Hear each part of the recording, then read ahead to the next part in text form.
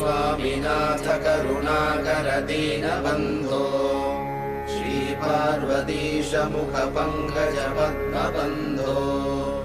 श्रीशादिदेव गणपूजित पादपद्म वल्लीसनाथ मम देहि करावलम्बम् देवादिदेवनुत देवगणाधिनाथ देवेन्द्रवन्द्य मृदुपङ्कज मञ्जुपाद देवर्षि नारद मुनीन्द्र सुगीतकीर्ते वल्लीसनाथ मम देहि करावलम्बम् नित्यान्नदाननिरताखिल रोगहारिन् तस्मात् प्रदान परिपूरित भक्तकाम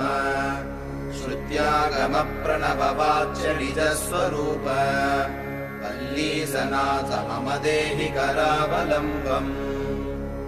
क्रौञ्चासुरेन्द्र बलिकण्डल शक्तिशूल पाशादिशस्त्र परिमण्डित दिव्यबाणे श्रीकुण्डलीश धृततुण्ड शिखीन्द्रवाह वल्लीसनाथ मम देहि करावलम्बम् देवादिदेव रथमण्डल मध्यवेदि